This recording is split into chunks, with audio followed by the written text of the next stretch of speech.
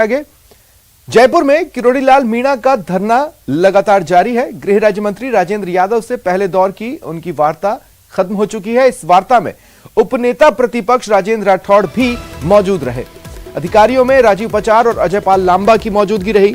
इधर रामलाल शर्मा धरना स्थल पर मौजूद हैं। बीजेपी विधायक प्रवक्ता कुछ देर में संजीव बालियान भी धरना स्थल पर पहुंचेंगे। अगले दौर की वार्ता के बाद धरना समाप्त हो सकता है। हालांकि अगले दौर की वार्ता किस दिशा में जाती है यह भी देखने वाली बात होगी, क्योंकि किरोड़ी लाल मीणा चाहते हैं कि पेपर लीक की सीबीआई जांच हो। सरकार पहले ही क्लियर कर चुकी है कि सीबीआई जांच नहीं होगी। सीबीआई जांच की मांग को सदन में खुद मंत्री ने जानकारी दी कि सरकार खारिज कर रही है। बहरहाल किरोड़ी लाल मीणा जो कल दौसा से बड़ी संख्या में बेरोजगारों को लेकर कूच कर जयपुर के बॉर्डर पर पहुंचे, जहां पुलिस ने उन्हें रोका।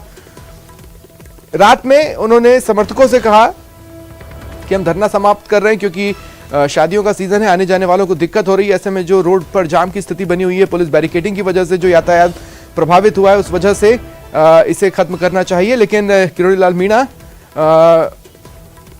धरने पर लगातार डटे रहे।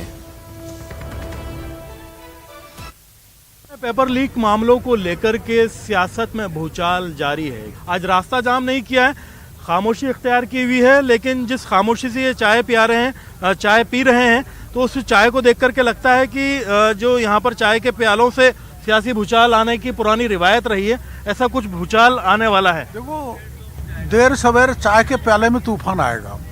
तूफान आएगा, कुछ तूफान आएगा। ये तूफान से पहले की शांति है। आज कल आए थे हजारों की तादाद में लोग, शांतिपूर्ण तरीके से धौलपुर, भरतपुर से, यहाँ से भीलवाड़ा, जहाजपुर, बूंदी, कोटा, सब करीबन 18-20 जिलों के लोग बड़ी तादाद में थे। हम तो सिंपली सरकार का ध्यान आकर्षित करना चाहते थे विधानसभा पर घेराव करके, लेकिन हमारा ही पुलिस ने पहले घेराव कर दिया, रोक दिया, आमजन को आवाजाही को बाधित कर दिया पुलिस ने। तो हमें पता लगा भाई आमजन परेशान हो रही है, तो हमने सारी भीड़ को भेज दिया और कुछ गिने चुने लोग यहाँ पर जो रुकना चाहते थे वो रुक गए। हम धरना देके बार बार सरकार का ध्यान आकर्षित करते हैं कि सारे के सारे पेपर लीक हुए हैं। आपने खुद ने मानते हो 10 पेपरों को रद्द किया है। आपने माध्यमिक शिक्षा बोर्ड के अध्यक्ष डी पजारोली को बर्खास्त किया है। हमने माध्यमिक शिक्षा बोर्ड के कुछ स्टाफ के नाम बता दिए, आरपीएससी को उस स्टाफ का नाम बता दिए जिसने पेपर लीक किया है। हमने एमएलएज का नाम बता दिए, हमने मंत्रियों के नाम बता दिए, हमने राजीव गांधी स्टीडी सर्किल के लोगों के नाम बता दिए। किसी पर भी तो हाथ नहीं डाल रही पुलिस।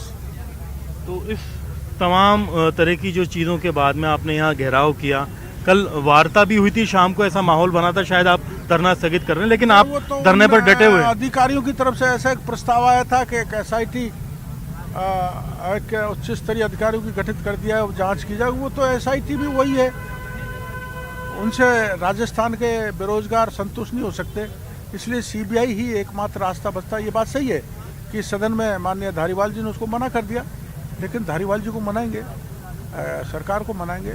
मनाने के कई तरीके हैं। कैमरा पर्सन शेर सिंह के साथ में अरबाज अहमद, न्यूज़ 18 के लिए जयपुर से। मंत्री को मनाएंगे, सरकार को मनाएंगे। बहरहाल सहयोगी बाबूलाल धायल मेरे साथ इस वक्त फोन लाइन पर जुड़ रहे हैं। पहले दौर की वार्ता बस हो गई है, उसको सफल या असफल की कैटेगरी में बाबूलाल ना रखें, तो दूसरे दौर की वार्ता से क्या उम्मीद है? जी, उम्मीद यही है कि सरकार किरोड़ी लाल मीणा की मांग को थोड़ा बहुत मान सकती है, और माना यही जा रहा है कि एसआईटी का गठन जो है वो सरकार कर सकती है और उसके बाद किरोड़ी धरना खत्म कर देंगे, माना यही जा रहा है। जो इंडिकेशन है वो ये बता रहे हैं कि किरोड़ी ने जिन जिन लोगों के नाम बताए थे कि ये लोग जो हैं वो पेपर लीक में शामिल हैं, तो उनके खिलाफ भी जांच सरकार अलग से करा सकती है। तो एसआईटी के गठन पर बात बन सकती है। किरोड़ी लाल मीणा भी सहमत है और सरकार भी सहमत है। सीबीआई जांच की मांग तो सरकार पहले से खारिज कर चुकी है। तो किरोड़ी लाल बहुत गुस्साए हुए थे और ये कह रहे थे कि मेरी बात सरकार ने मानी नहीं तो मैं पीछे नहीं हटूंगा, लेकिन शादियां हैं और ये जो यानी कि धरना स्थल है ये पूरी राजस्थान को जोड़ता है, तो ऐसे में जनता को मुश्किलात पेश आ रही हैं, तो लिहाजा मैं अपने कदम पीछे खींच रहा हूँ, लेकिन धरना जारी रखूंगा।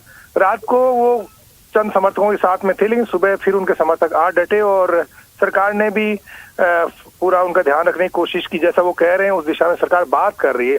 एक एक बिंदु पर बात की गई है, जो राजेंद्र सिंह यादव हैं गृह राज्य मंत्री, तो वो नेतृत्व कर रहे हैं सरकार की ओर से। राजेंद्र राठौड़ भी वहां पर है। माना यही जा रहा है कि एसआईटी के गठन पर किरोड़ी मान जाएंगे और सरकार जो है उनके द्वारा जो भी बिंदु सुझाए गए तेवर हैं, इन बिंदुओं ऐसे पर जांच सॉफ्ट होनी तो चाहिए। दिख नहीं रहे जब वो ये कह रहे हैं कि धारीवाल जी को भी मना लेंगे, सरकार को भी मना लेंगे। मनाने के बहुत तरीके होते हैं, उसमें कहीं सॉफ्टनेस तो नजर नहीं आती है।